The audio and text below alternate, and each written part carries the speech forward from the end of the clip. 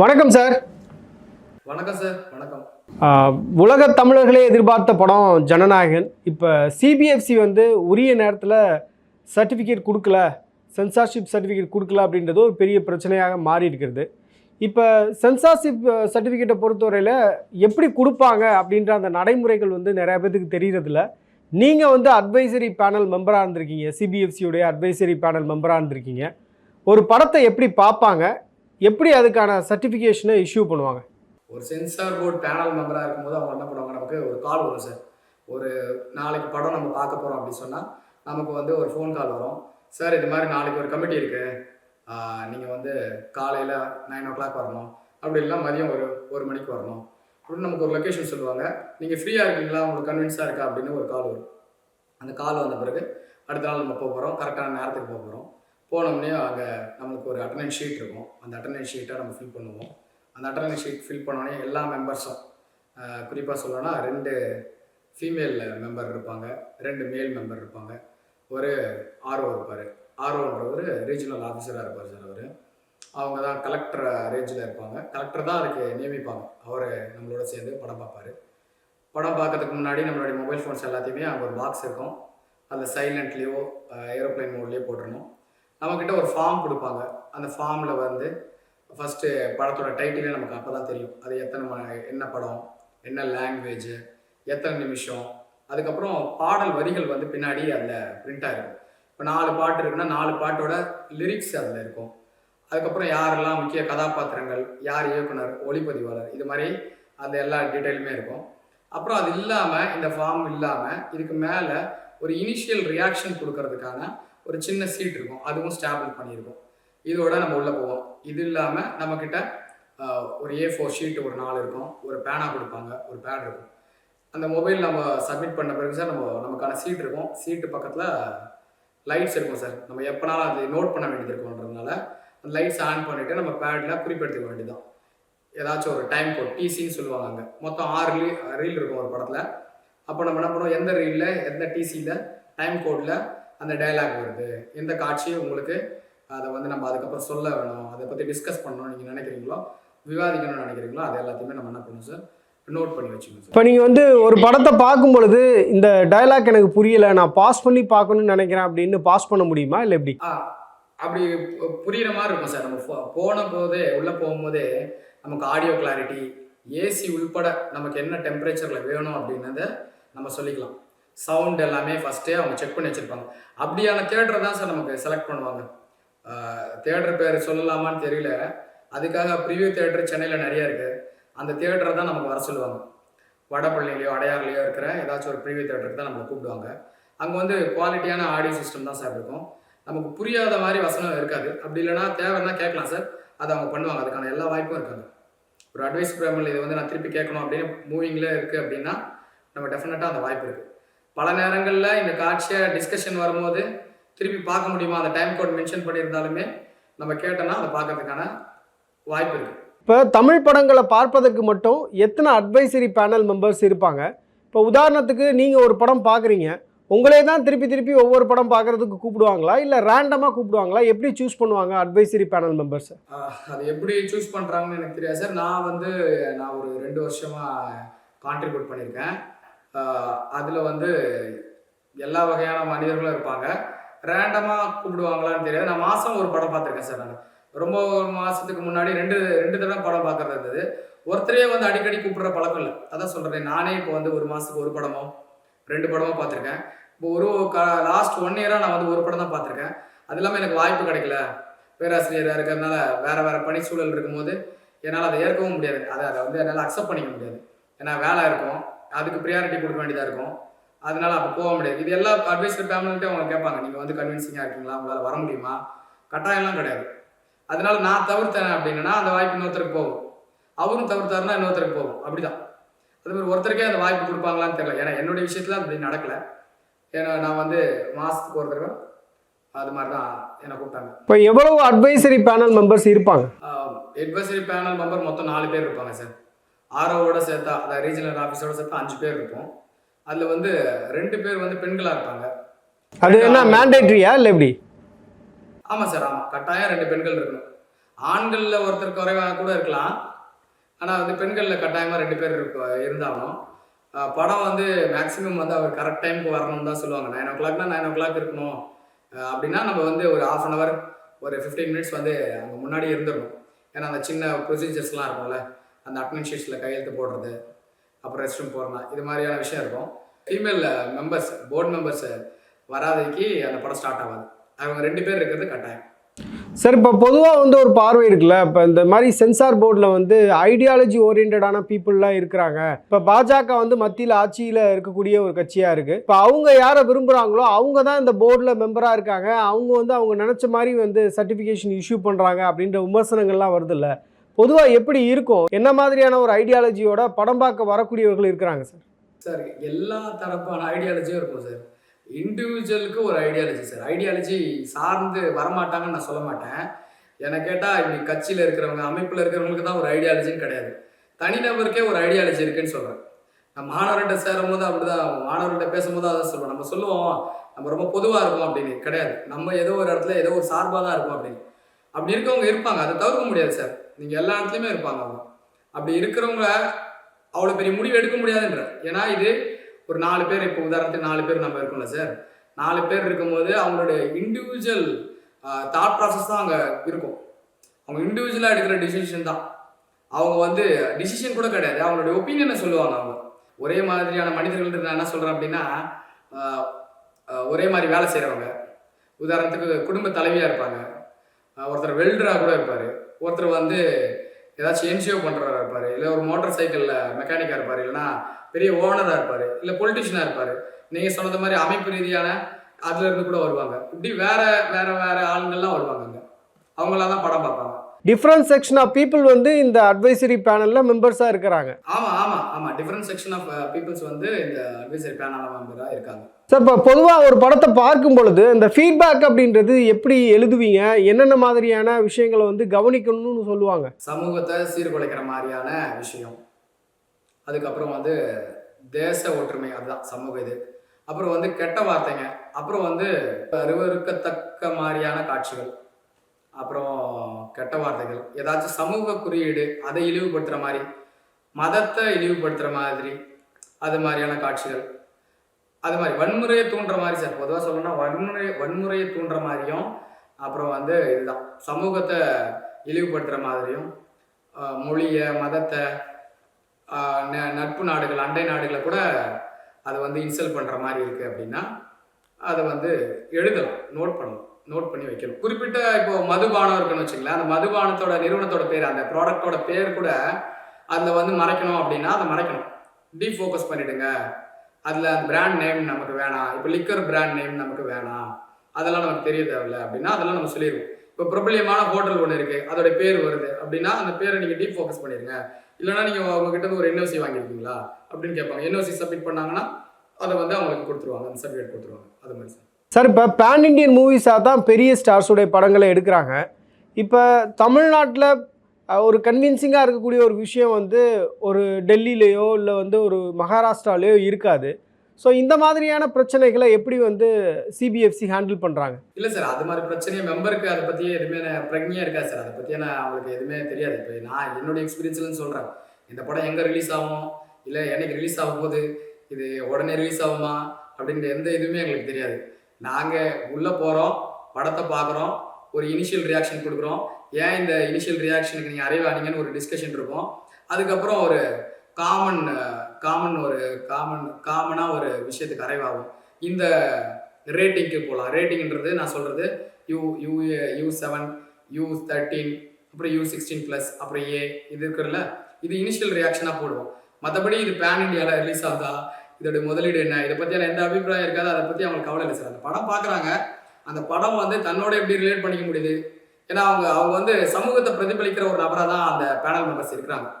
நான் முன்னாடியே சொன்ன மாதிரி அது வந்து ஒரு குடும்ப தலைவியாக இருக்கிறாங்க, ஒரு பிஸ்னஸ் மேனாக இருக்கார், இல்லைனா ஒரு வழக்கறிஞராக இருக்கார், இல்லைனா ஒரு அரசியல் கட்சி சார்ந்தவராக இருக்கார்.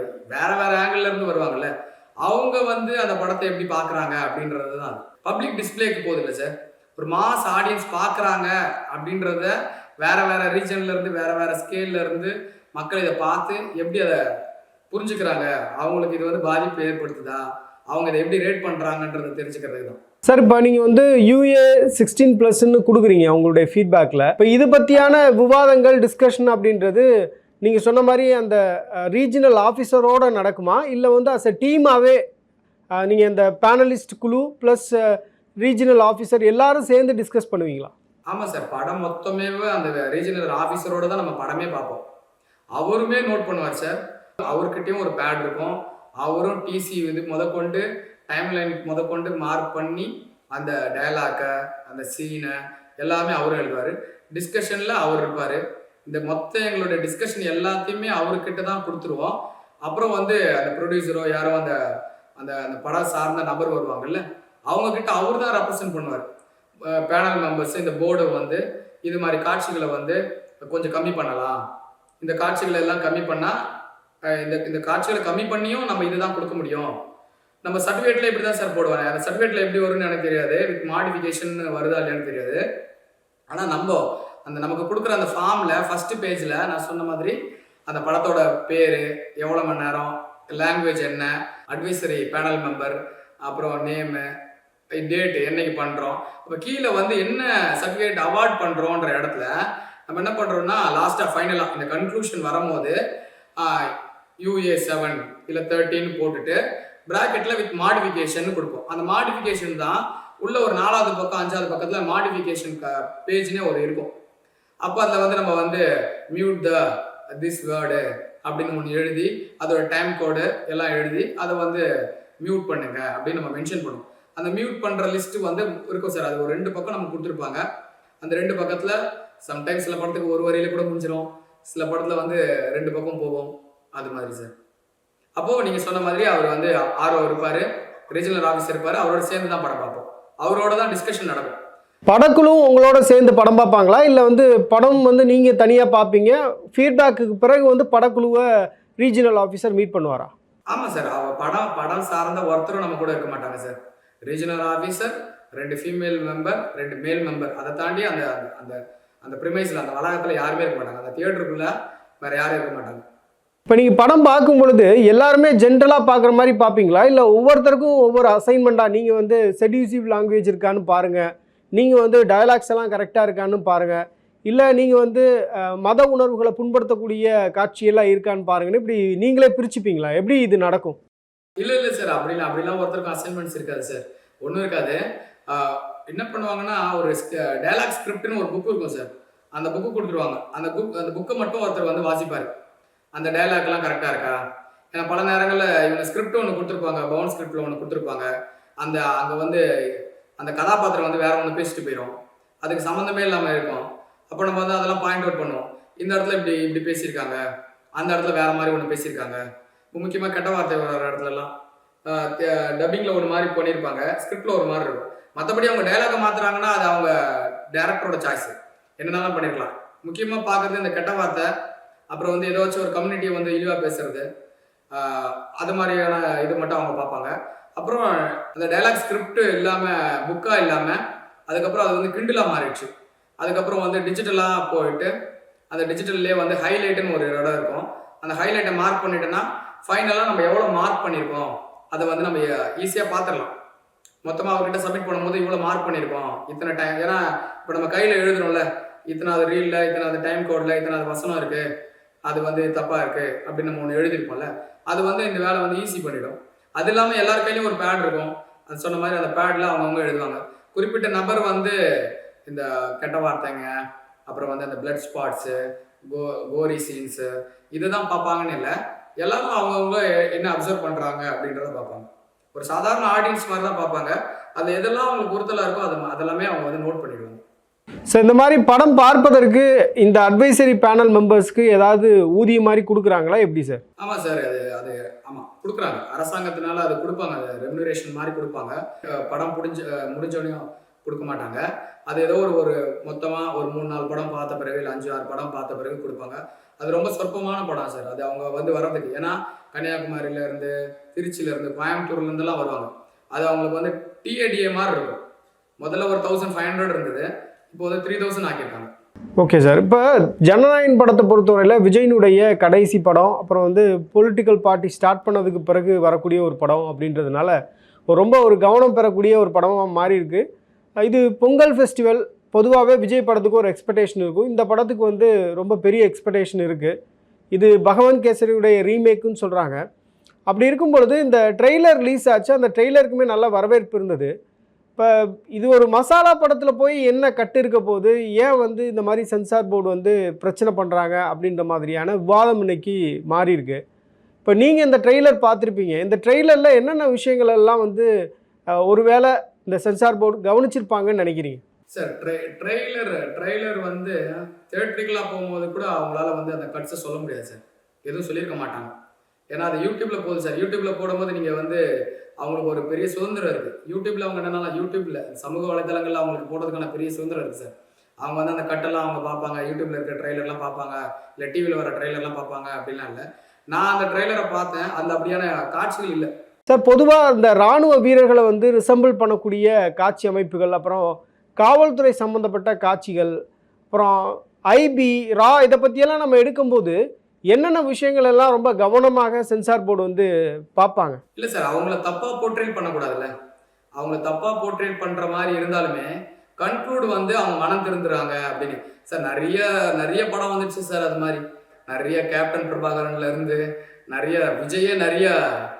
விஜயகாந்துக்கு அப்புறம் இப்போ நிறைய இவர் விஜய் சார் தான் வந்து நிறைய போலீஸார் நடிச்சிருப்பாருன்னு நினைக்கிறேன். அதனால அதில் அவ்வளோ கவனமாக தான் எடுப்பாங்க. அவங்கள தப்பாக போர்ட்ரேட் பண்ணுற மாதிரி இருந்தாலுமே கன்க்ளூஷன் வந்து ரைட்டாக இருக்க மாதிரி தான் இருக்கும். அப்படி தான் படம் எடுக்க போகிறாங்க அப்படின்னு நான் நினைக்கிறேன் சார். இப்போ விஜயனுடைய படங்களில் நீங்கள் சொன்ன மாதிரி நிறையா அவர் வந்து காவல்துறை கதாபாத்திரத்தை ஏற்று நடிச்சிருக்கிறாரு. இப்போ இவங்க எல்லாமே வந்து ஒரு பெரிய அனுபவம் வாய்ந்தவர்கள். விஜய்க்கு இது வந்து 69வது படம். ஹெச் வினோத் இதுக்கு முன்னாடி 3-4 படங்கள் பண்ணியிருக்கிறாரு. ஸோ அஸ் எ டீமாகவே பார்த்தீங்க அப்படின்னா ஒரு எக்ஸ்பீரியன்ஸ்டு டீம் தான். அப்படி இருக்கும் பொழுது அவங்க வந்து இந்த மாதிரியான ஒரு காட்சி அமைப்புகள் இருந்தது அப்படின்னா நிச்சயமாக சென்சார் போர்டு வந்து அதுக்கு வந்து அப்போஸ் பண்ணுவாங்க அப்படின்ற எல்லா விஷயங்களுமே அவங்களுக்கு தெரிஞ்சிருக்கும் தானே? இல்லை சார், இது நமக்கு இன்னும் தெரியவே தெரியாதுல்ல. இவங்க இந்த காட்சி அமைப்புக்கு தான் அவங்க அப்ஜெக்ட் பண்ணாங்க, இதை தான் கட் பண்ண சொன்னாங்க அப்படின்றது நம்ம கட் லிஸ்ட் இன்னும் தெரியாது சார் நமக்கு. அவங்க வந்து போர்டு வந்து அவங்களுக்கு மட்டும் தான் கொடுத்துருக்கோம். இப்போ அவங்க பேனலில் உட்காந்துருப்பாங்க சார். அவங்க இப்போ இந்த 4 பேனல் மெம்பர் பார்த்துருப்பாங்க. பார்த்துட்டு ஒரு இனிஷியல் ரியாக்ஷன் கொடுத்துருப்பாங்க. அந்த பேப்பரை மடித்து அவர்கிட்ட கொடுத்துருவாங்க. யார் என்ன ரியாக்ஷன் கொடுத்தாங்கன்னு யாருக்கும் அங்கே தெரிய போகிறதில்ல.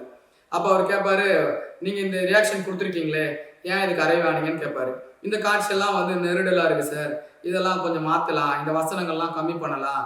இப்போ வந்து கத்தி குத்துறது வந்து ஒரு 5-6 தடவை இருக்குது சார், அதை இன்னும் கம்மி பண்ணிக்கலாம். அதை எவ்வளோ நேரம் சார் பார்க்குறது, சாதாரணமாகவே ஒரு 5-6 தடவை குத்துறது வந்து வக்கரமாக இருக்குது, இதை குறைக்கலாம் அப்படின்வாங்க. இதெல்லாம் வந்து அவர் வந்து மொத்தமாக வந்து கன்சாலிடேட் பண்ணி அந்த டீம் வரும்போது, சார் இது மாதிரி இருக்குது, நாங்கள் வந்து இப்போது UA கொடுக்குறோம், UA 16 கொடுக்குறோம் வித் மாடிஃபிகேஷனு, UA 16 கொடுத்தாலுமே இந்த மாடிஃபிகேஷன் நீங்கள் பண்ணுற மாதிரி இருக்கும் அப்படின்னு அவங்ககிட்ட டிஸ்கஸ் போகுது. அப்படி அந்த டிஸ்கஷனில் அவங்க சொல்லுவாங்க, அதை நியாயப்படுத்துறதுக்கான அவங்களுக்கு வாய்ப்பு இருக்குது. இந்த காரணத்துக்காக தான் சார் இதை பண்ணியிருக்கோம், இதை வந்து எந்த தப்பான உள்நோக்கத்துக்காக இதை நாங்கள் பண்ணலை அப்படின்னு அவங்க சொல்லுவாங்க. அது கருத்தில் எடுத்துக்க போடுவாங்க, அதை கன்சிடர் பண்ணுவாங்க, அதை எடுத்துப்பாங்க. அதை எடுத்துட்டு திருப்பியும் டிஸ்கஷன் தேவை இருந்ததுன்னா மறுபடியும் டிஸ்கஸ் பண்ணிட்டு அதே டீம் திருப்பியும் வர வைப்பாங்க, உள்ளே வர வச்சு பேசுவாங்க சார். வாய்ப்பு நிறைய இருக்குது சார். அங்கே நம்ம ஒன்று பேசுகிறோம், ஒன்று முடிவு பண்ணுறோம், இதை அவங்கக்கிட்ட ப்ரெசென்ட் பண்ணுறோம், இந்த படம் மொத்தத்தையும் பார்த்துட்டோம், இப்படி தான் இருக்குது, இதுக்கு இவ்வளோ தான் ரேட்டிங் கொடுக்கலான்னு மொத்த பேனல் மெம்பர்ஸும் டிசைட் பண்ணியிருக்காங்க, இல்லை உங்களுக்கு ஏதாச்சும் கருத்து இருக்கா அப்படின்னு கேட்பாங்க. அப்போ அவங்க சொல்லுவாங்க, சார் இது வந்து நாங்கள் வந்து மே மாதம் லீவுக்காக வச்சுருக்கோம் சார், ஸ்டூடெண்ட்ஸு பிள்ளைங்க விடுமுறையில் இருக்கும்போது அவங்களோட ஃபேமிலியோடு வந்து பார்க்கணும், அதுக்காக வச்சுருக்கோம், அதனால இந்த எலிமெண்ட்ஸ் எல்லாம் இருக்குது சார், அதனால பாருங்கள் அப்படின்னு சொல்லுவாங்க. இல்லைங்க, இந்த குழந்தைங்க பார்க்கறதுனால தான் நாங்கள் வந்து இவ்வளோ கவனமாக பார்க்குறோம், அதெல்லாம் எங்கள் என்னைக்கு ரிலீஸ் பண்ணுறதுலாம் எங்களுக்கு தெரியாது, பட் குழந்தைங்கலாம் பார்க்கும்போது இப்படியான காட்சி அமைப்பு வேணாமே அப்படின்னு போகும். அப்படி டிஸ்கஷன் இருக்கும். அப்படி நீங்கள் சொல்கிற மாதிரி எனக்கு தெரியல, அதில் வந்து இந்திய இராணுவத்தையோ போலீஸையோ தப்பாக காட்டியிருக்காங்க அப்படின்னு காட்டியிருக்காங்களான்னு தெரியல. அதுதான் பெரிய டிஸ்கஷனாக இருந்திருக்குமானு எனக்கு தெரியல, அதனால அதில் சொல்கிறது இல்லை சார். நேற்று நீதிமன்றத்தில் பார்த்தீங்க அப்படின்னா சென்சார் போர்டு என்ன சொல்கிறாங்கன்னா, ஒரு 5 பேர் படம் பார்த்தோம், 5 பேர் படம் பார்த்ததில் ஒரு மெம்பருக்கு வந்து இதில் வந்து ஒரு பிரச்சனை இருக்கிறதா அவர் சொல்லியிருக்கிறாரு. குறிப்பாக அவர் வந்து கம்ப்ளைண்ட் கொடுத்துருக்காரு அப்படின்னு சொல்கிறாங்க. கம்ப்ளைண்ட் கொடுத்ததுனால தான் நாங்கள் வந்து இந்த படத்தை வந்து இன்னும் சென்சார் பண்ணாமல் இருக்கோம் அப்படின்னு சொல்கிறாங்க. இந்த வாதத்தை எப்படி புரிஞ்சுக்கிறது? ஆக்சுவலாக இருக்கக்கூடிய நடைமுறை என்ன சார்? சார் சென்சார் வந்து அந்த 4 பேர்ல ஒருத்தர் அப்ஜெக்ட் பண்றாரு அப்படின்னா அதை அதை கன்சிடர் பண்ணுவாங்களான்னு தெரியல. ஏன்னா நான் ஒரு படம் பார்த்துருக்கேன். அந்த படத்தில் வந்து ஒரு நபருக்கு வந்து நான் இதை வந்து இந்த இந்த ஒருமித்த கருத்து இது எல்லாமே நீங்கள் ஒரு ரேட்டிங்க்கு வரீங்கல்ல, அது எனக்கு விருப்பம் இல்லை அப்படின்றாரு. ஓகே, விருப்பம் இல்லைன்னா விட்டுருங்க சார். அவருடைய பேர் வந்து அந்த சர்டிஃபிகேட்டில் வராது சார், அவ்வளோதான். 4 பேரில் 3 பேர் பெரும்பான்மை அதை ஏற்றுக்கிட்டாங்க அப்படின்னா அந்த படம் வந்து திரைக்கு வரதான் செய்யுது. திரைக்கு வருதோ இல்லையோ, அது அப்புறம் அந்த ப்ரொடியூசர் அந்த டிஸ்ட்ரிபியூட்டர் சம்மந்தப்பட்டது சர்டிஃபிகேட் இஷ்யூ பண்ணிடுவாங்க சார். அது சர்டிஃபிகேட் இஷ்யூ பண்ணுறது என்ன சார், அவங்களுக்கு தியேட்டர் வர்றதுக்கும் சர்டிஃபிகேட் இஷ்யூக்கும் ஒன்றுமே இல்லை சார். சர்டிஃபிகேட் இஷ்யூ பண்ணால் அது பப்ளிக் டிஸ்பிளேக்கு வரப்போகுது. பப்ளிக் டிஸ்பிளேக்கு வர்றதுனால அது தியேட்டருக்கு வருது, அவ்வளோதான். தியேட்டரில் என்னைக்கு ரிலீஸ் ஆகுதுன்றதை சென்சார் போர்டு முடிவு பண்ணுறதுக்கான அவங்களுக்கான அதுக்கான இது இல்லை, ப்ரோட்டோகால் இல்லை. அதே மாதிரி நீதிமன்றத்தில் சார் இப்போ நீங்கள் தேதி எப்போ வேணாலும் ஃபிக்ஸ் பண்ணலாம், அது எங்களுடைய பிரச்சனை கிடையாது, எங்களுக்கு வந்து டைம் ஃப்ரேம் இருக்குது, எப்போ வந்து சென்சார் பண்ணி கொடுக்கணும் அப்படின்றதெல்லாம் எங்களுக்கு தெரியும் அப்படின்னு நீதிமன்றத்தில் சொல்கிறாங்க. யூஸ்வலாக வந்து எவ்வளோ டைம் எடுத்துக்கலாம் ஒரு படம் வந்து சென்சாருக்கு வருது அப்படின்னா வந்த டேட்லேருந்து எவ்வளோ தேதிக்குள்ளே வந்து அவங்க வந்து சென்சார் பண்ணி சர்டிஃபிகேஷன் இஷ்யூ பண்ணலாம்? அது எனக்கு தெரியல சார். ஆக்சுவலாக வந்து அது எனக்கு அதை பற்றியான தகவல் தெரியல. பட் ஆனால் இவங்க போர்ட்டலில் அப்ளை பண்ணுறாங்க. இப்போ நீங்களும் நானும் கூட அப்ளை பண்ணலாம். எத்தனை படம் இருக்குது அப்படின்றது அவங்களுக்கு தெரியும் சார். அந்த லைனப்பில் இப்போ 10 படம் வந்துருச்சுன்னா 10 படத்தையும் ஒரே நாளில், அதான் 10 நாள், ஒரு நாளைக்கு 2 படம் பார்க்க வாய்ப்பு இருக்குன்னு வச்சுங்களேன். அப்போது ஒரு வாரம் தள்ளி போயிடும். ஏன்னா வாரத்தில் 5 நாள் தானே வேலை நாட்கள், ஒர்க்கிங் டேஸ்ன்றதே 5 நாள் தானே சார். அதனால வந்து அது 6வது நாளாக கூட இருக்கலாம். ஏன்னா இவங்க அதுக்கப்புறம் ரிஜிஸ்டர் பண்ணியிருப்பாங்க. அப்புறம் தக்கல் முறை இருக்குது சார். அந்த படம் பார்க்கணும்ல சார், அந்த படம் பார்த்து அன்னைக்கே தெரிஞ்சிடும் சார் அவங்களுக்கு என்ன சர்டிஃபிகேட் கொடுக்குறாங்க அப்படின்னு. அவங்க ஏற்றுக்காத பட்சத்தில் இந்த ரேட்டிங்க்கு நாங்கள் கொடுக்குறோம் வித் மாடிஃபிகேஷன், எனக்கு இந்த ரேட்டிங்கும் வேணாம், இந்த மாடிஃபிகேஷனும் நான் அக்செப்ட் பண்ண மாட்டேன் அப்படின்னும் போது தான் அது என்ன ஆகுது, ரிவைசிங் கமிட்டிக்கு போகுது சார். அது மாதிரி ஒரு நபர் வந்து சொல்கிறதுனால, அப்ஜெக்ட் பண்ணுறதுனால அந்த படம் வந்து எதுக்க மாட்டாங்க. அவங்க கம்ப்ளைண்ட் பண்ண முடியாது யாருக்கிட்டையுமே. இது ஆரோக்கிட்ட தான் அவங்க கம்ப்ளைண்ட் பண்ணுவாங்க. அப்படி இல்லை, இப்போ நாங்கள் வந்து ஒரு கட்டு கொடுத்துருக்கோம், ஆனால் அந்த கட்டு வந்து அவங்க பண்ணாமையே தியேட்டரிக்கல் ரிலீஸ் வருது. ஏன்னா ஒரு பேனல் மெம்பரால் முடியும் சார், அவங்களால தியேட்டரிக்கல் விசிட் போக முடியும். ஏன்னா அவங்களுக்கு வந்து அந்த பவர் இருக்குது. அந்த பவரில் அதுக்கு பவர்னு சொல்கிறதா அவங்களுக்கு அதுக்கான வாய்ப்பு இருக்குது. அந்த அவங்களுக்கு கொடுக்குற ஐடி கார்டுலேயும் அவங்களுக்கு இருக்கும். அவங்க வந்து தமிழ்நாடு ஃபுல்லாக இருக்க எந்த தியேட்டர்லனாலும் போய் படம் பார்க்கலாம். அதில் விசிட் பண்ணிவிட்டு அதை பற்றியான ஒரு ரிவ்யூ கூட ஆஃப்டர் ஒரு மெயிலாகவோ ஆஃப்டர் ஒரு மெயிலாகவோ இல்லைனா அவர் யாரோ நேராக பார்த்து கூட சொல்கிறதுக்கு அவங்களுக்கு வாய்ப்பு இருக்குது. ஸோ பொதுவாக இப்போ இந்த அட்வைசரி பேனல் மெம்பர்ஸாக இருக்கக்கூடியவங்க எந்த படம் வேணாலும் எப்போ வேணாலும் போய் பார்க்கலாம். ஆமாம் சார், ஆமாம். அவங்களுக்கு தியேட்டரில் போய் எந்த தியேட்டர்லனாலும் அவங்க பார்க்கலாம். அப்படி தான் சட்டம் சொல்லுது. அவங்க வந்து பார்க்கலாம். அவங்கள வந்து பார்க்க முடியாது. அதுவும் அவங்களுக்கு என்ன சொல்கிறாங்கன்னா, முதல் தரம் இல்லை அதுக்கு கம்மியான தரத்தில் இருக்கிற சீட்டு தான் அவங்க ஒதுக்கணும்னு இருக்குது. ஏன்னா சில பேர்லாம் முன்னாடி உட்கார வச்சுருவாங்க. அது மாதிரிலாம் அந்த படத்தை அவங்களால பார்க்க முடியாது. ஏன்னா அவங்க பார்க்குறதே வந்து அந்த சென்சாரில் என்ன பார்த்தோமோ அதே நம்ம சொன்ன மாடிஃபிகேஷன்லாம் இந்த படத்தில் இருக்கான்னு பார்க்க தான் வராங்க. என்டர்டெயின்மெண்ட் பர்பஸ்க்கு வரல. அதனால அவங்க வந்து அவங்களுக்கு அதை கொடுக்கணும் அப்படின்னு சொல்லி அந்த லாவில் இருக்குது. அந்த ஐடி கார்ட்லேயே அவங்களுக்கு போட்டிருப்பாங்க. சார் இப்போ தட்கல் முறைப்படி தான் வந்து ஜனநாயகன் படத்துக்கு விண்ணப்பம் பண்ணியிருப்பதா சொல்கிறாங்க. இப்போ தட்கல் முறைக்கும் சாதாரண முறைக்கும் என்ன டிஃப்ரென்ஸு? எப்படி இங்கே வந்து சிபிஎஃப்சியில் ஒர்க் ஆகுது? நம்ம பொதுவாக ரயில்வே டிக்கெட்டில் வந்து தட்கல் முறையை நம்ம கேள்விப்பட்டிருப்போம். இங்கே எப்படி ஒர்க் ஆகுது? இல்லை, அது எனக்கு தெரியல சார். அது பெரிய படங்கள் அந்த மாதிரி முயற்சி பண்ணுறாங்க. அதுக்கு கொஞ்சம் கூடுதலான அமௌண்ட் இருக்கும்னு நினைக்கிறேன் சார். அந்த அமௌண்ட் எனக்கு சரியாக தெரியாது. ஒரு படத்துக்கு எவ்வளோ, நார்மலாக பண்ணுறதுக்கு எவ்வளோ, தட்கலுக்கு எவ்வளோன்னு தெரியல. ஏன்னா முக்கியமான படங்களுக்கு ஏன் இது இஷ்யூ வருதுன்னு வச்சுங்க சார், அது வந்து சவுண்ட் மிக்சிங்கு, கலரிங்கு, அப்புறம் கிரெடிட்ஸோட லென்த்து, இது மாதிரி ரொம்ப பெரிய அவங்களுக்கு நிறைய ஒர்க் இருக்கும் சார். ஒரு சின்ன படத்துக்கு இருக்கிறத விட போஸ்ட் ப்ரொடக்ஷன் ஒர்க் வந்து பெரிய இது மாதிரி ஜனநாயகன் மாதிரியான இல்லை Vijay sir, Ajith sir, Rajini sir மாதிரியான படங்களுக்குலாம் பார்த்தீங்கன்னா பெரிய ஒர்க் இருக்கும். டே அண்ட் நைட் ஒர்க் இருக்கும் சார். நம்ம நிறைய இன்டர்வியூஸில் கேட்குறோம். படம் ரிலீஸ்க்கு வரையும் அவங்க வந்து என்ன பண்ணுவாங்க, கியூப் பண்ணிகிட்டு இருப்பாங்க, கலர் கிரேடிங் பண்ணிகிட்டு இருப்பாங்க, சவுண்ட் மிக்சிங் பண்ணிகிட்டு இருப்பாங்க. அது மாதிரி நிறைய ப்ரொமோஷனல் வீடியோஸ்க்கு மியூசிக் டைரக்டராலே வர முடியாது. ஏன்னா அவங்க அசிஸ்டன்ட்ஸ் அங்கே உட்காந்து ஒர்க் பண்ணிகிட்டு இருப்பாங்க. அதனால அவங்க என்ன பண்ணுறாங்க, இந்த தக்கல்ன்ற சான்ஸ் எடுக்கிறாங்க. எனக்கு தெரிஞ்ச ஒரு படத்துக்கு சார் டப்பிங் பண்ணி வேற யாரோ ஒருத்தர் டப்பிங் பண்ணி படம் எங்களுக்கு சிபிஎஃப்சிக்கு வந்துருச்சு. நான் இல்லை, அப்படி வந்ததுனால அந்த படத்தை என்ன பண்ணிட்டாங்க, நீங்கள் வந்து ப்ராப்பர் டப்பிங் பண்ணி எடுத்துகிட்டு வந்துடுங்க, ஏன்னா இது சிங்க் ஆகலை, இது வந்து எங்களால் அதை வந்து அசஸ் பண்ண முடியாது அப்படின்னு போயிடுச்சு. அதுக்கப்புறம் அந்த படத்துக்கு நான் கேட்டேன், இது நான் கேள்விப்பட்டது வரையும் இந்த படம் முன்னாடியே வந்துருச்சு அப்படின்னோடனே இல்லை இந்த டப்பிங்கில் வந்து இந்த வாய்ஸ் சரியில்லைன்ட்டாங்க, அதனால இது இப்போ திருப்பி வந்திருக்கு. ஏன்னா அந்த பெரிய படங்களுக்கு அந்த ஒரு பிரச்சனை இருக்குது சார். அவங்க அதனால என்ன பண்ணுறாங்க, அவங்க எல்லாத்தையும் முடிச்சுட்டு அதை போர்டுக்கு அனுப்பணும். அந்த போர்ட்லேயே அது சிபிஎஃப்சி பிரிண்ட்லேயே அது சிபிஎஃப்சி காப்பினே சில பேர்லாம் போட்டிருப்பாங்க. சிபிஎஃப்சிக்காகவே இந்த காப்பி ரெக்கார்ட் பண்ணி அது வந்து ஒரு வாட்டர் மார்க் வேறு இருக்கும் அந்த படத்தில். நீங்கள் எல்லாரும் நினைக்கிற மாதிரிலாம் அந்த படத்தை ஃபுல்லாக வந்து ஒரு மெம்பரால் என்ஜாய் பண்ண முடியுமான்னா கஷ்டம்தான். ஏன்னா அதில் ஃபுல்லாக அவங்க வந்து அதை ஃபுல்லாக அதான் reel by reel, scene by scene, time code வரையும் அதை பார்த்து எழுதிட்டு இருக்கணும் அதெல்லாம். சார், இப்போ ஒரு 5 பேர் கொண்ட ஒரு குழு வந்து இந்த படத்தை பார்க்குறாங்க. படத்தை பார்த்துட்டு வந்து அவங்களுக்கு வந்து சாட்டிஸ்ஃபேக்ஷன் இல்லை அப்படின்னா அதை வந்து படக்குழுக்கு தெரிவிக்கிறாங்க. அந்த ஆப்ஜெக்ஷன்ஸை வந்து படக்குழு ஏற்றுட்டு அவங்க வந்து அந்த கரெக்ஷன்ஸ்லாம் பண்ணிட்டு வந்தாங்க அப்படின்னா திருப்பி ரிவ்யூ பண்ணுறாங்க. ஒருவேளை ஒரு சில நேரங்களில் வந்து ரிவைசிங் கமிட்டிக்கு அனுப்புகிறதா சொல்கிறாங்களே, ரிவைசிங் கமிட்டிக்கு எந்த சூழல்லாம் அனுப்புவாங்க? ரிவைசிங் கமிட்டியில் எத்தனை பேர் படம் பார்ப்பாங்க சார்? சார் இது வந்து அந்த 4 பேர் இருக்காங்களே சார், அவங்க திருப்தி ஆகணும்னு அவசியமே இல்லை சார். அந்த படத்தை அவங்க 4 பேருக்கு திருப்தி இல்லை, இது ரிவைசிங் கமிட்டி போடணும்லாம் இல்லை. அவங்க ஒரு ரேட்டிங் கொடுக்குறாங்க, 13, 16 கொடுக்குறாங்க. இதுக்கப்புறம் சில காட்சிகளை மாடிஃபை பண்ணுங்கள், மியூட் பண்ணுங்கள், டீஃபோக்கஸ் பண்ணுங்கள், இந்த டைலாக்கை மியூட் பண்ணுங்கள் அப்படி சொல்கிறாங்க. இதெல்லாம் அவங்க அக்செப்ட் பண்ணிக்காத போது, இல்லை அந்த ரேட்டிங்க்கு அவங்க உடன்படும் போது அவங்க என்ன பண்ணுறாங்க, அவங்க தான் ரிவைசிங்க்கு அப்ளை பண்ணுறாங்க. இவங்க வந்து இங்கே ரிஜெக்ட் பண்ணலை, இந்த படத்தை இவங்க ரிஜெக்ட் பண்ணலை. இவங்க வந்து இந்த சமூகத்துலேருந்து இந்த படம் எடுக்கலாம், கொடுத்துட்டு போயிடலாமே. அதுக்கு அவங்களுக்கான வாய்ப்பு இருக்குது. இது கொடுத்துட்றோம், கொடுத்த பிறகு ஒரு மாடிஃபிகேஷனும் தேவையில்லை, கொடுத்துட்டு அப்படியே போயிட வேண்டியதுதான். அப்புறம் அந்த அந்த அந்த படக்குழு, அந்த டீம் வந்து, அந்த டீம்னா ரொம்ப பெரிய குழுவில் ப்ரொடியூசர் இல்லைன்னா ப்ரொடியூசர் வந்து யாரை வந்து நாமினேட் பண்ணுறாங்களோ அவங்க வந்து சொல்லுவாங்க, இல்லை சார் இது மாதிரி எங்களுக்கு இந்த கன்ஸ்டன்ஸ் இருக்குது, நாங்கள் இவங்கள டார்கெட் பண்ணி இந்த படம் எடுத்திருக்கோம், இந்த இல்லைனா அந்த பொங்கல் தீபாவளி இதை மையப்படுத்தி எடுத்திருக்கோம், அப்போ வந்து இது வந்து ஒரு சியர்ஃபுல்லாக இருக்கும், அது கொண்டாட்டம் நிறைஞ்ச படம், இது அப்படி தான் சார் இருக்கும், நீங்கள் இதெல்லாம் கட் பண்ண சொல்லிட்டீங்கன்னா எப்படி சார் அப்படின்னு கேட்பாங்க. அவங்க வந்து இதெல்லாம் எடுத்துக்க மாட்டாங்க. இதை வந்து பப்ளிக் ஆடியன்ஸ் எப்படி பார்ப்பாங்க, ஒரு மக்களை எப்படி எடுத்துப்பாங்க அப்படின்றது தான் அவங்க கன்சிடர் பண்ணுவாங்க. அதுக்கப்புறம் அவங்க தான் சொல்லுவாங்க, இல்லை இந்த ரேட்டிங் போகாது, நாங்கள் வந்து இப்போ 4 பேர் பார்த்துருக்கோம்ல சார், வித் ஆரோ அவரோட சேர்த்து 5 பேர். அப்போ என்ன பண்ணுவாங்க, அது இன்னும் ஒரு 4 பேர், மொத்தம் ஒரு 8 பேர், 8லேருந்து 9 பேர் பார்ப்பாங்க சார், அந்த ரிவைசிங் கமிட்டி பார்ப்பாங்க. அப்போது அதில் ஒருத்தர் வந்து, நான் ஒரு ரிவைசிங் கமிட்டியோ 2 ரிவைசிங் கமிட்டியோ போயிருக்கேன். ஆனால் இப்போ நம்ம ஆக்சுவலாக அந்த படம் பார்க்குற 4 பேர் இருக்காங்கல்ல சார், அவங்க வரமாட்டாங்க. இது புது 8 பேர் இல்லைன்னா 9 பேர். இது வந்து முன்னாடியே பார்த்து 4 பேர் மறுபடியும் பார்க்க மாட்டாங்க அந்த படத்தில்.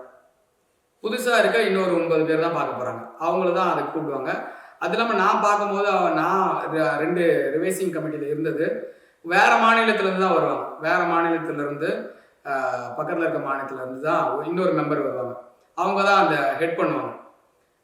ஹெட் பண்ணிவிட்டு அந்த படத்தை பார்ப்போம். மறுபடியும் அது இனிஷியல் ரியாக்ஷன் இருக்கும், மறுபடியும் டிஸ்கஷன் இருக்கும். அந்த டிஸ்கஷனில் ப்ரீவியஸாக கொடுத்த என்ன கமிட்டி மெம்பர்ஸ் கொடுத்தாங்களோ அது சரியாக தான் இருக்குது, அதே போயிடலாம் அப்படின்னு இந்த கமிட்டி சொல்லிட்டாங்கன்னா அதுதான் அவங்க அக்செப்ட் பண்ணிக்கணும். இல்லை இந்த மாடிஃபிகேஷன்லாம் சொல்லுங்கள், நம்ம திருப்பியும் மாடிஃபை பண்ணுறோம்னாலும் போகலாம். அதுக்கப்புறம் தான் அவங்க மேல்முறையீடுக்கு போகிறாங்க சார், அவங்க கோர்ட்டுக்கு போகிறாங்க. இல்லை நாங்கள் இந்த எதுவுமே ஏற்றுக்க மாட்டோம் அப்படின்னு சொல்லிட்டு தான் அவங்க கோர்ட்டுக்கு போகிறாங்க. ஆக்சுவலாக வந்து அந்த அட்வைசரி பேனல் மெம்பர்ஸ் வந்து படம் பார்க்குறாங்க, பார்த்துட்டு அவங்களுடைய ஃபீட்பேக் கொடுத்ததுக்கு பிறகு வெதர் அது வந்து யூ சர்டிஃபிகேட்டா, யூஏ சர்டிஃபிகேட்டா, யூஏ 13+, 16+, அடல்ட்டா அப்படின்னு ஒரு மார்க் கொடுத்துட்றாங்க. இதை கம்யூனிகேட் பண்ணும்போது அந்த படக்குழுக்கு வந்து அப்ஜெக்ஷன் இருந்தது அப்படின்னா அவங்க திருப்பி வந்து இந்த ரிவைசிங் கமிட்டிக்கு இந்த படத்தை அனுப்புங்க அப்படின்னு அவங்க தான் விண்ணப்பிக்கணுமா? ஆமாம், அவங்க தான் விண்ணப்பிக்கணும், அவங்க தான் இது பண்ணணும். இது இந்த கமிட்டி சொல்கிறத எங்களால் ஏற்றுக்க முடியாது, இது எங்களுக்கு வந்து இது மறுபரிசீலனை பண்ணணும், நீங்கள் வந்து எங்களுக்கு இது பண்ணுங்க, ரிவைசிங் கமிட்டிக்கு போங்க அப்படின்னு அவங்களுக்கு ஒரு சான்ஸ் கொடுக்குறாங்க. நீங்கள் இவங்க சொல்கிற குழு சொல்கிற பரிந்துரையை ஏற்றுக்க முடியல அப்படின்னா உங்களுக்கு இன்னொரு வாய்ப்பு இருக்குது, இன்னும் இப்போ ஒரு 8 பேர் 9 பேர் இருக்கிற ஒரு குழுவை பார்க்க வைக்கலாம் அப்படின்னு ஒரு சான்ஸ். சார், இப்போ வாய்மொழி உத்தரவாக சொல்லிவிட்டு நீங்கள் வந்து அந்த சர்டிஃபிகேட் கொடுக்காமல் இருக்கிறாங்க அப்படின்றது தான் இப்போ ஜனநாயகன் படத்தில் இருக்கக்கூடிய பிரச்சனையும் கூட. எங்களுக்கு வந்து யூஏ 16+ சர்டிஃபிகேட் கொடுக்குறதா எங்களுக்கு ப்ராமிஸ் பண்ணியிருந்தாங்க, வாய்மொழியாக சொல்லியிருந்தாங்க. படம் பார்த்த பிறகு நாங்கள் மோடிஃபிகேஷன்ஸ்லாம் சப்மிட் பண்ண பிறகு எங்களுக்கு சொல்லியிருந்தாங்க, ஆனால் இன்ன வரையும் சர்டிஃபிகேட் கொடுக்காமல் இருக்கிறாங்க அப்படின்னு சொல்கிறாங்க. ஈவன் பராசக்தி படத்துக்கு கூட இதுதான் பிரச்சனைன்னு சொன்னாங்க. இன்ன வரையும் அவங்களுக்கு வந்து சர்டிஃபிகேட் வரல அந்த பட நிறுவனத்துக்கு, பட் ஆனால் யூஏ 16+ வந்து நாங்கள் கொடுக்குறோம் அப்படின்றது கன்ஃபார்ம் பண்ணிட்டாங்க. என்ன என்ன ரேட்டிங் கொடுத்தாங்கன்றது நமக்கு தெரியல சார். அந்த படக்குழுக்கு நாங்கள் படம் பார்க்கணும், என்னுடைய எக்ஸ்பீரியன்ஸ்லன்னு சொல்கிறேன். அன்னைக்கே டிக்ளேர் பண்ணிவிடுவாங்க சார், உங்களுக்கு இந்த ரேட்டிங் தான் வருது இந்த மாடிஃபிகேஷனோட அப்படின்னு சொல்லிவிடுவாங்க. இவங்க அந்த மாடிஃபிகேஷன்ஸ் குறிப்பாக வந்து என்ஓசிஸ் நிறையா இருக்கும், பெண்டிங் இருக்கும் சார் அவங்கக்கிட்ட. சின்ன சின்ன வேலை தான் இருக்கும், அவங்களால அதில் கரெக்ட் டைம் கொடுக்க முடியாமல் இருக்கலாம். இப்போ வந்து நார்காட்டிக்ஸ் டிபார்ட்மெண்ட்டு இல்லைனா அந்த இடத்துல சின்ன ஒரு லேபிள் போடுறது, புகைப்பிடித்தல் உடல் நலத்துக்கு தீங்குன்ற அந்த ஸ்மோக்கிங் டிஸ்க்ளைமர் போடுறது, அப்புறம் ஏதாச்சும் ஒரு பாடல்கள். இப்போது இளையராஜா சார் பாட்டெல்லாம் நிறைய பேர் பயன்படுத்திடுவாங்க. அதில் வந்து அவங்களுக்கு ஒரு டைம் லிமிட் இருக்குது சார். 2 செகண்டோ 3 செகண்டுக்கோ மேலே போனால் அவங்ககிட்ட ஒரு என்ஓசி வாங்கணும். இப்போ கட்சி கொடியை பயன்படுத்துகிறோம். இப்போது நிறைய படத்தில் பார்த்தீங்கன்னா விஜய் ரசிகர் மன்ற கொடியிலே பயன்படுத்தியிருப்பாங்க. மன்ற கொடியிலே ஏன்னா சின்ன படங்களுக்கு அவருடைய விஜய் சாரை கொடி இருக்கிறது, விஜய் சாரை புகழ்ந்து பேசுறது, விஜய் சார் டைலாக் பேசுறது, அது வந்து ஒரு ஆடியன்ஸை இழுக்கிற ஒரு இதுவாக இருந்திருக்கும். ஏன்னா அவருக்குன்னு ஒரு பெரிய க்ரௌட் இருக்குது, தவிர்க்க முடியாத ஒரு க்ரௌட் இருக்கும் போது அது மாதிரி நடக்கும். அதாவது ஒரு படத்தில் வந்து இன்னொரு நடிகருடைய ஒரு புகைப்படத்தையோ இல்லை அது அவர் தொடர்பான வீடியோ காட்சியோ நம்ம பயன்படுத்துகிறோம்னா என்ஓசி வாங்கணும். ஆமாம், புகைப்படத்தைன்னு இல்லை, இப்போ வந்து அது மன்றன்றது ஒரு ஒரு பாடி ஆகிடுச்சு சார். அது ஒரு மன்றன்றது ஒரு பாடி. இப்போ பெரிய தலைவர்கள்லாம் இருக்காங்களே சார், இப்போ எம்ஜிஆர், விஜயகாந்த் சார் மாதிரி ஆட்கள்லாம் இப்போ யாருனாலும் பயன்படுத்தலாம். அவங்களாம் ஒரு பொது தலைவர்கள் ஆகிட்டாங்க. அப்படி நடிகர்களோட படத்தை பயன்படுத்துறது அதெல்லாம் ரஜினி சாரோட வசனங்களை பேசுறதுலாம் ஒன்றும் இல்லை. ரஜினி மன்றங்கள், நான் தான் குறிப்பாக தான் சொன்னேன். இப்போ விஜய் ரசிகர் மன்றத்தை காட்டும் போது அவங்க கிட்ட வந்து மன்றத்துலேருந்து ஒரு என்ஓசி வாங்கிட்டு வந்தாங்க. அது மாதிரி இப்போ அனிமலை வந்து ஏதாச்சும் காட்டும் போது அனிமல் வெல்ஃபேர் போர்டு கிட்ட இருந்து ஏதாச்சும் ஒரு என்ஓசி கேட்கறது. இப்போ அதான் முன்னாடியே சொன்ன மாதிரி இளையராஜா சாரோட பாட்டோ இல்லை வேற எந்த கம்பெனி பாட்டாக இருந்தாலுமே அவங்ககிட்ட இருந்து என்ஓசி கொடுக்கறது, இதனால சர்டிஃபிகேட் இஷ்யூவாக இருக்குமே தவிர வேற எந்த காரணமும் இருக்காது சார். சார் போர்டுக்கு எந்த ஒரு போர்டுக்கோ இது வந்து கவர்மெண்ட் பாடி சார், அது வந்து அப்ஜெக்டிவாக தான் அவங்க வந்து அணுகுவாங்க. நீங்கள் எங்ககிட்ட கொடுக்குறீங்க, அது நாங்கள் வேலை செய்கிறோம், திருப்பி இந்த சர்டிஃபிகேட் இஷ்யூஸ் பண்ணுறோம். ஆனால் அன்னைக்கே டிக்ளேர் பண்ணிவிடுவாங்க இந்த சர்டிஃபிகேட் தான் கொடுக்க போகிறேன்னு. இவங்க அந்த ப்ராப்பரான நார்ம்ஸ் அவங்க சொன்ன அந்த ப்ரோட்டோகால்ஸ் எல்லாம் அந்த சர்டிஃபிகேட் சப்மிஷன்ஸ் எல்லாம் லேட்டாக இருக்கும்போது அது லேட் ஆகும் சார். அதை பிரிண்ட் பண்ணி சைன் பண்ணி கொடுக்குறதுல அவங்களுக்கு அது டிலே எடுக்காது சார். சார் இப்போ பொலிட்டிக்கல் இன்ஃப்ளூயன்ஸ் அப்படின்றது இருக்குமா இந்த மாதிரியான அமைப்புகளில்? இன்றைக்கி பார்த்தீங்கன்னா தலைப்பு செய்தியே ஜனநாயகன் படம் வந்து போஸ்ட்பான் பண்ணது தான். அதுக்கு ஏதோ மத்திய அரசினுடைய தூண்டுதலின் பேரில் தான் அரசியல் காரணங்களுக்காக இந்த படத்தை வந்து வெளியிட விடாமல் தடுக்கிறாங்க அப்படின்னு இன்றைக்கி அரசியல் கட்சிகள் பேச ஆரம்பிச்சிருக்காங்க. அப்படியெல்லாம் பொலிட்டிக்கல் இன்ஃப்ளூயன்ஸ் வந்து சிபிஎஃப்சியில் பண்ணிட முடியுமா? அப்படி நீங்கள் கவனிச்சிருக்கீங்களா? சார் நான் ஒரு 2 வருஷமாக அந்த படம் போர்டு மெம்பராக இருந்திருக்கேன். பொலிட்டிக்கல் இன்ஃப்ளூயன்ஸ் இருக்கிற மாதிரி எனக்கு தெரியல. ஏன்னா அந்த மெம்பர் சொல்கிறாங்க, பார்க்குறாங்க, அப்புறம் கடைசியாக ஒரு கன்க்ளூஷன்ஸ்க்கு வராங்க, அந்த ரேட்டிங் சொல்கிறாங்க, அதுக்கு சர்டிஃபிகேட்ஸ் இஷ்யூ பண்ணுறாங்க. ஒரு பொலிட்டிக்கல் பார்ட்டியோ ஒரு அமைப்போ எதுவும் பண்ண முடியாது. தியேட்டருக்கு வந்த பிறகு நமக்கு நிறைய வரலாற்று சான்று இருக்குது. நிறைய அமைப்புகள் இந்த படத்தை ஓட விடாமல் பண்ணுறதுக்கான ப்ரொடெஸ்ட் பண்ணியிருக்காங்க, கோர்ட்டில் ஸ்டே வாங்கியிருக்காங்க. ஆஃப்டர் ரிலீஸ்க்கு நிறைய பேர் பண்ணியிருக்காங்க. அது ஆனால் இதில் வந்து என்னுடைய அனுபவத்தில் எந்த பொலிட்டிக்கல் பார்ட்டியும் இந்த 2 வருஷத்தில் அது மாதிரி நான் பார்க்கல. ஸோ இப்போ கோர்ட்டுக்கு போனதாக ஒரு ஈகோவாக நினச்சிட்டு சிபிஎஃப்சி வந்து இமீடியட்டாக இதுக்கு வந்து இஷ்யூ பண்ணாமல் இருக்காங்களா? இல்லை சார், அப்படி சார் அது அவங்க வந்து பப்ளிக் சர்வீஸ்க்காக வராங்க சார். அவங்க ஒரு ஆஃபீஸர்ஸ், அவ்வளோதான். அவங்களுக்கு வந்து அந்த தனிநபர் XY தான் சார். இப்போ நம்ம இப்போ ஒரு ஆரோ இருப்பார், அடுத்து இன்னொரு 6 வருஷத்துலேயும் 2 வருஷத்துலேயும் இன்னொருத்தர் வருவார். அந்த ஆஃபீஸர் டெபியூட் ஆகி வேற ஒருத்தருக்கு போவாங்க. இல்லை பர்சனல்லாம் இருக்கா சார், சப்ஜெக்டிவாக எங்கே இருக்கிற மாதிரி எனக்கு தெரியல. அப்ஜெக்டிவாக தான் நடந்துப்பாங்க. அவங்க அந்த லீகல் டேர்ம்ஸை நீங்கள் ஃபாலோ பண்ணிங்கன்னா அவங்களுக்கு கொடுக்கறதுக்கு எந்த முரணும் இருக்காது. நான் அப்படி தான் பார்க்குறேன் சார். எல்லாமே டாக்குமெண்ட் தானே சார். இப்போ யூஏ கொடுத்துட்டு மாற்றி ஒன்று கொடுக்குறீங்கன்னு சொல்ல முடியாது. ஏன்னா எல்லா பேனல் மெம்பரும் அவங்களுடைய ஃபர்ஸ்ட் ஷீட்லேயே US 16 வித் மாடிஃபிகேஷன் சொல்லிட்டு சைன் போட்டு கொடுத்துட்றாங்க. இருக்கிற ஒரு 5-6 பக்கத்துலையுமே அந்த பேனல் மெம்பர்ஸ் என்ன பண்ணுறாங்கன்னா சைன் பண்ணிடுறாங்க. அது ஒரு ஃபிசிக்கல் டாக்குமெண்ட் இருக்குது சார் நம்மக்கிட்ட. இவங்க எப்போ யார் கேட்டாலுமே அதை வந்து அவங்க ப்ரொடியூஸ் பண்ணுவாங்கன்னு நான் நினைக்கிறேன். ஆனால் அது ரொம்ப ஒரு ப்ரோட்டோக்கால் இருக்குது சார், அப்படி தான் போவாங்க. அது ஒரு கவர்மெண்ட் பாடி இல்லை, அதனால் நம்ம விமர்சிக்கிற மாதிரியான அதுக்கான சூழல் இல்லை என்னுடைய பார்வையில். Thank you sir. Thank you sir. நன்றி.